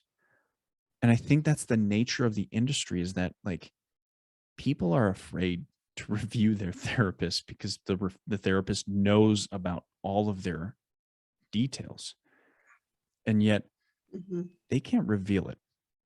Like, Well, I've had therapists tell my parents things that had nothing to do with me wanting to hurt myself or hurt others, and yeah, legally they're not supposed to do that. And it's like, yeah, like people, sorry, and I'm over the age of 18. Even if I wasn't over the age, I mean, you're legally not allowed to say anything to anyone right? unless I'm going to hurt myself or someone else. Yeah, And it's just, yeah, people, I've had bad experiences, but most of the times it was before there was the internet, before there was social media, before you could leave reviews like that. It's like, yeah, I'm gonna walk away. I'm a kid and I need help and it's a I different can't trust you. world. I think people, I don't have anything against therapists. In fact, I want, if there's anything, I want to help people because of my perspective and how the people that I work with, because I work with the people that don't want to work with therapists. I really want to work with therapists about how they can better their practice, how they can better working with people if they've never been through things, right? If they don't have the experiences that I have, right? Mhm. because I have a very simple way of managing a session. It's very easy, Mhm, right? And it's not, it's not easy to have those conversations, but it's very fundamentally easy to understand how to work with people. mhm, But if you only have, and maybe this is the thing, is if you only have the psychiatric or psychology background in books and lectures and maybe a few years of practice, like maybe you just don't recognize how to communicate with people. Because I mhm. don't know. I've never been through a psychology program to understand how therapists are trained and how they're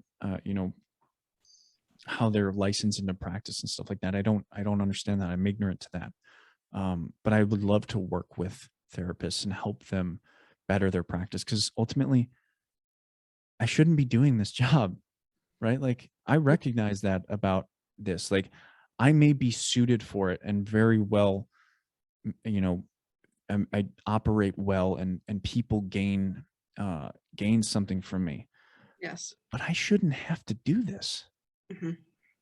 There's excuse me, there's therapists, right? Absolutely. There's psychologists, They were there's all doing their psychiatrists. job the correct way. Absolutely. Not that you aren't needed, but you wouldn't be doing what you're doing.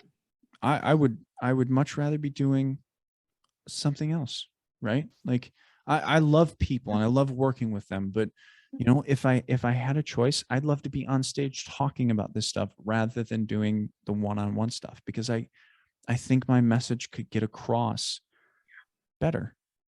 Mhm. And someday that will be me, because at some point I'll grow.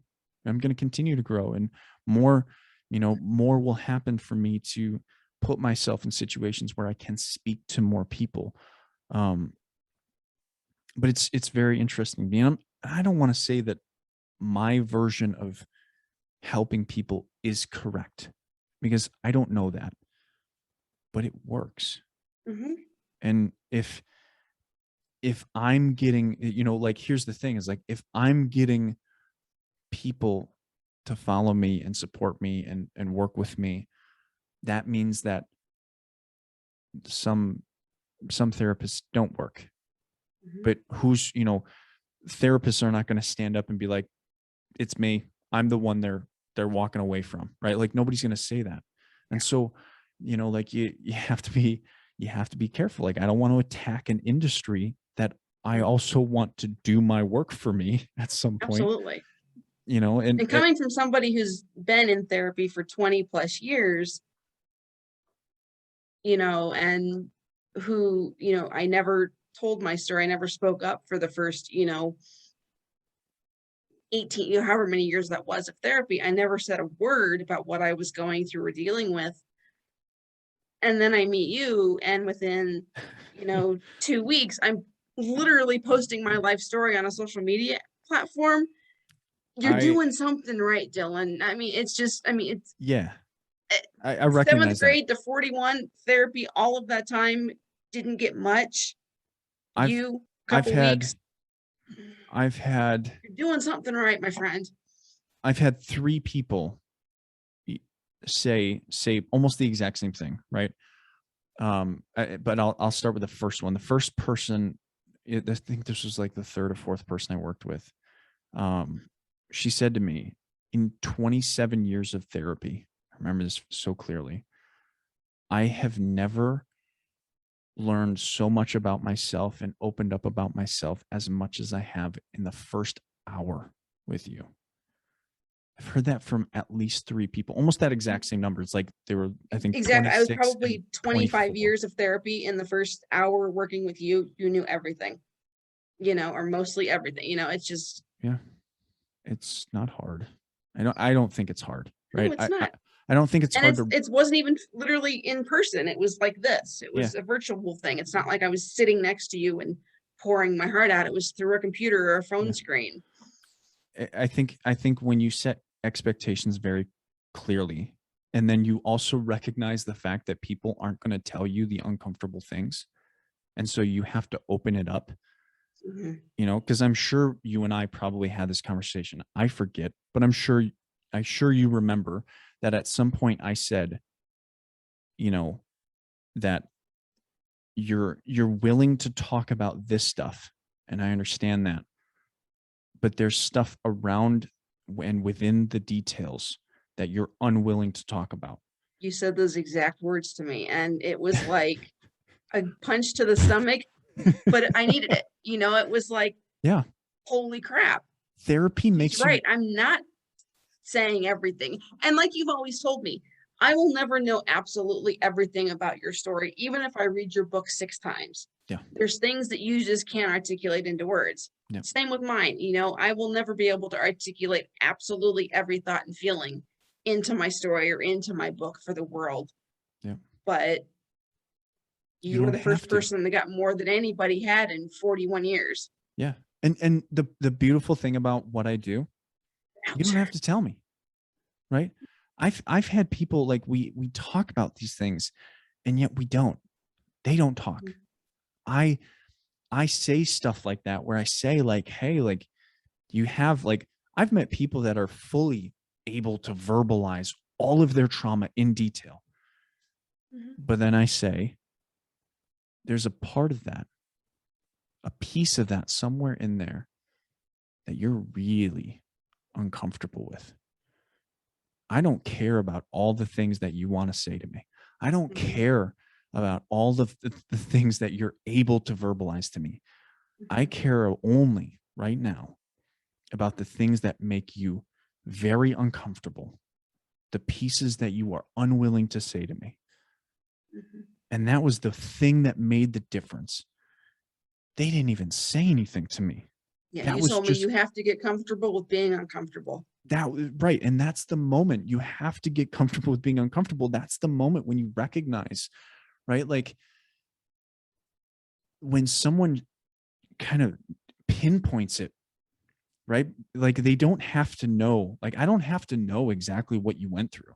But when I say that to you, there's a moment where I think people are like, "Oh fuck, he knows." Right? Like I but said I those don't. exact 2 words in my head. Right? Like it's not hard. It's not hard to realize that Yeah. people are going to hide shit from you. No matter, like I don't care if you're the most honest person in the world. You're going to hide shit from me, right? Whether I'm a therapist or a coach, I might be your husband or wife. Like, guess what? You're going to hide shit. Why? I don't know. Makes you uncomfortable, right?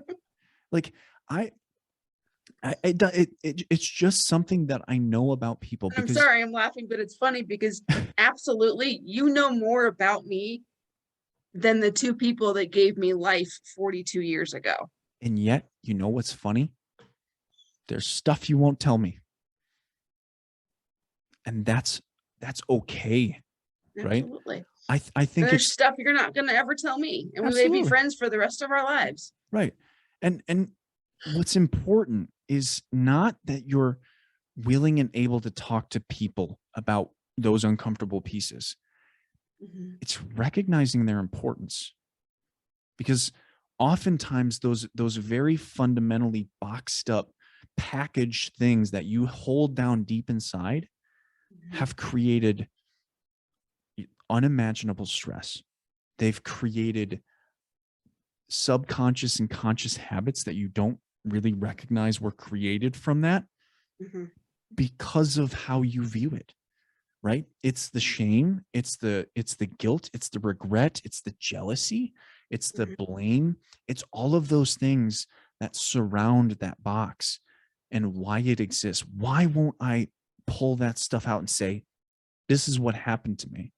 But that Mhm. stuff is so fundamental to, you got to respect it. You've got to look at it and you've got to address why those feelings exist. And when you have someone that sits across from you and says those uncomfortable things, I don't give a fuck what you just said to me. It's the uncomfortable things that you are leaving unsaid. Mhm. And when someone pinpoints it like that, right? I had to do that for myself.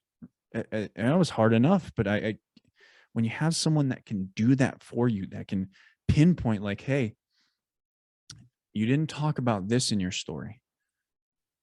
I bet you that sucked, right? Like, that's what I do.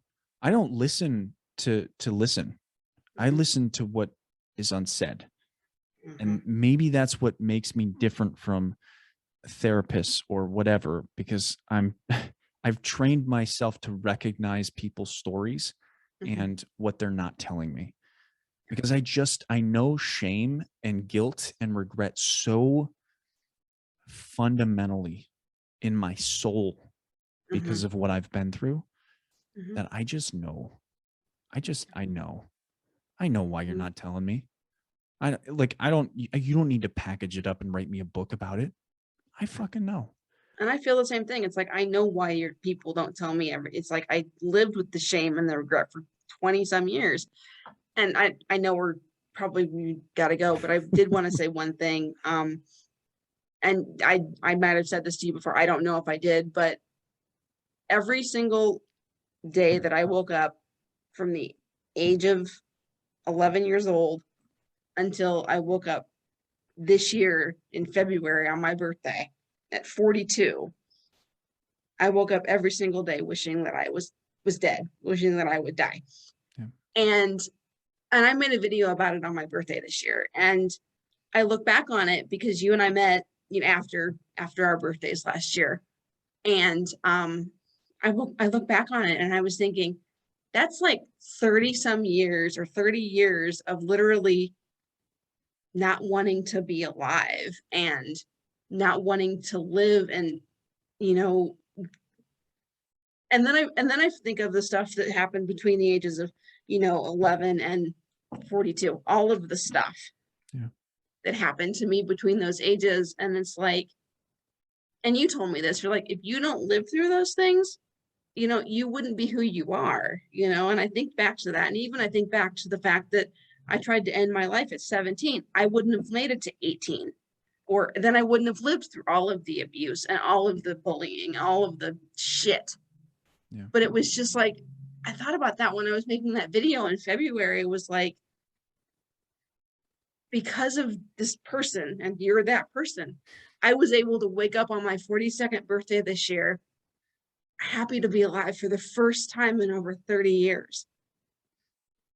And I'm not going to cry. I'm not going to cry. I will never be able to repay you. I will never be able to thank you enough. And you know that, and you've told me that, and we've argued about that. It's like we're siblings, but we're not. I'm like the older sister, the other older sister you never knew you needed. Yeah. Um, but it's like, I mean, I sit here and yes, I saved my life last year, but I wouldn't have been able to do that without you, if that makes sense. If Yeah. you will at least take that, I'll or I'll try take to wrap it around your head I'll that, take it. I'll take it. I just, I don't know. It's just every time I post something, or every time somebody sends me a message about my story, I immediately hear your voice in my head. You can't save everybody. You can't help everybody, even though you want to desperately. And it's like, but it's the one person that you do save, or the one person that you do reach. Yeah. And it's because of you that I understand that my story means something, It sure does. and why I've read your book 3 times.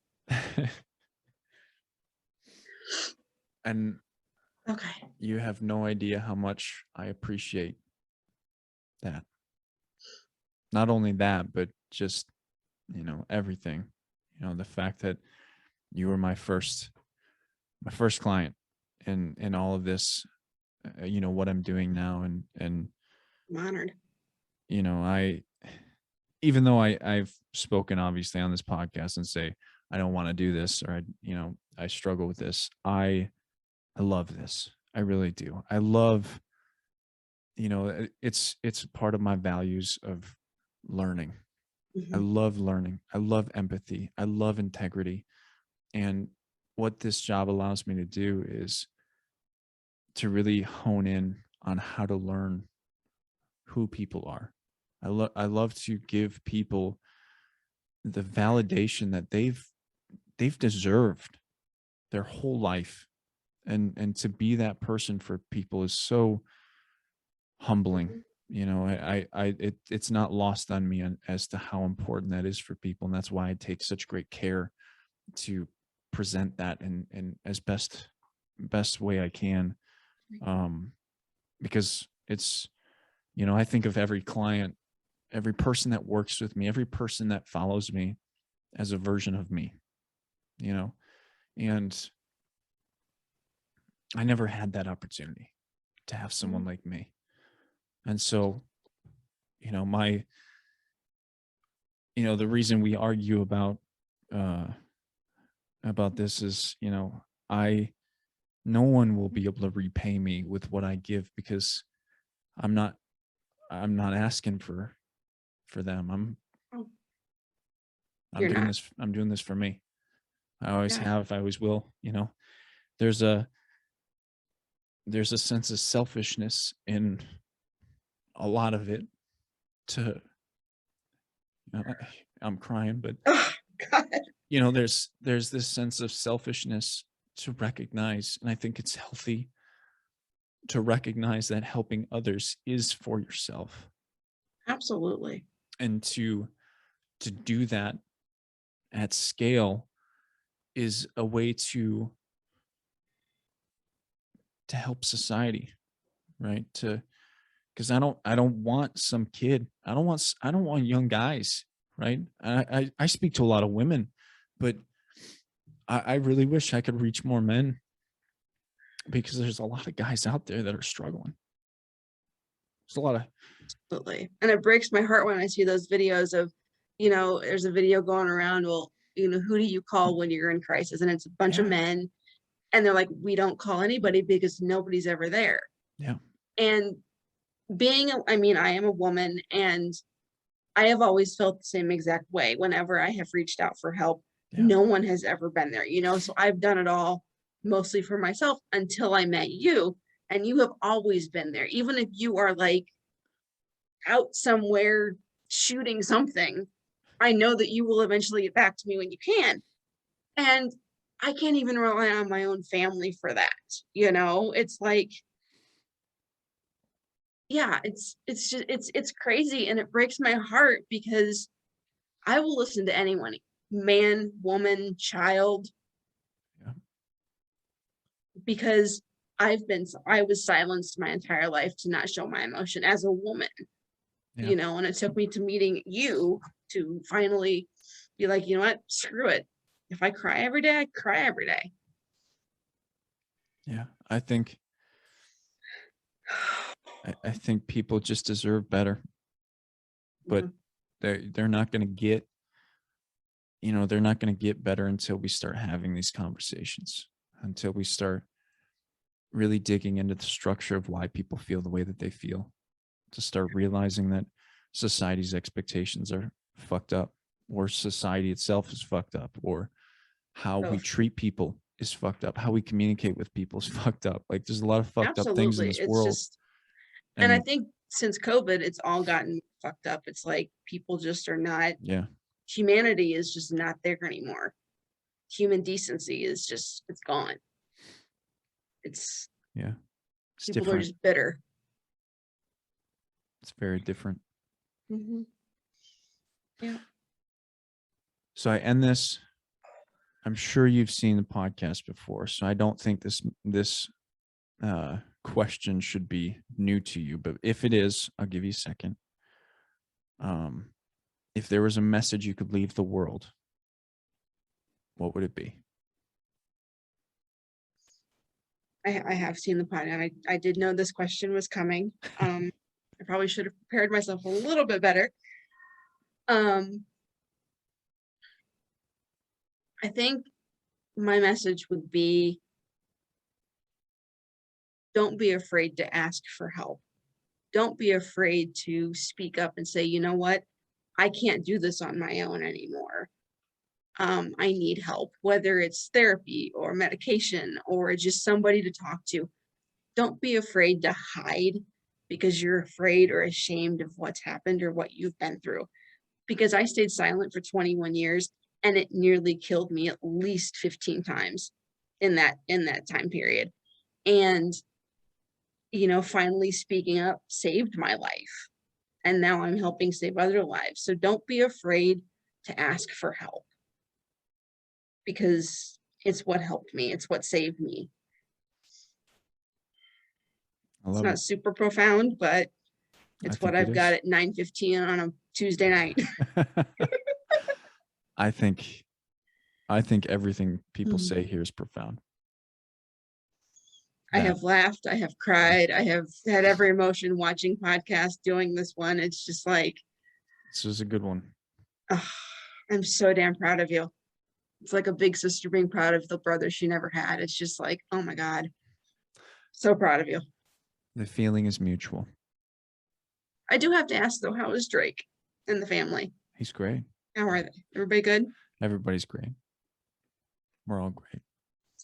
It's a good time to be alive for us. Good. Katie, thank you for joining me. Thank you, Dylan. I feel like I expected this, but I think it turned out better than even what I could expect. So Mhm. thank you for joining me. I appreciate it. And I'm sure we will have you on again to talk more about your actual story, not just my own selfish desires to hear It's fine. what things are. But Oh, I think it was good. absolutely. I would love to do it again. I think this is going to really help some people that are maybe thinking about joining me and coming to a session and talking to me. I think that'll help. Absolutely. It's completely worth it. But hey, if you've made it this far, go follow Katie. It's in the description if you haven't seen it, but go follow Katie on TikTok. It's Katie_Hoffman41. Follow her on TikTok. I know you've got Instagram too, but It's the probably more same active handle on on Instagram. more active on TikTok. Mhm. So check her out. Also, check out my book if you haven't. Check out Defy the Darkness on Kindle, Audible, and Amazon. It's in Target.com. It's in Barnes and Noble. Yeah, just check it out. Let me know what you think. Leave a review. I need to hear more reviews so I can always develop myself. I think I'm going to write a second edition, so that's something on the horizon. But thank you very much. Thank you for joining me. If you managed to stay with us through the entirety of episode 19, and we will see you next time on the Dylan Experience. Boom.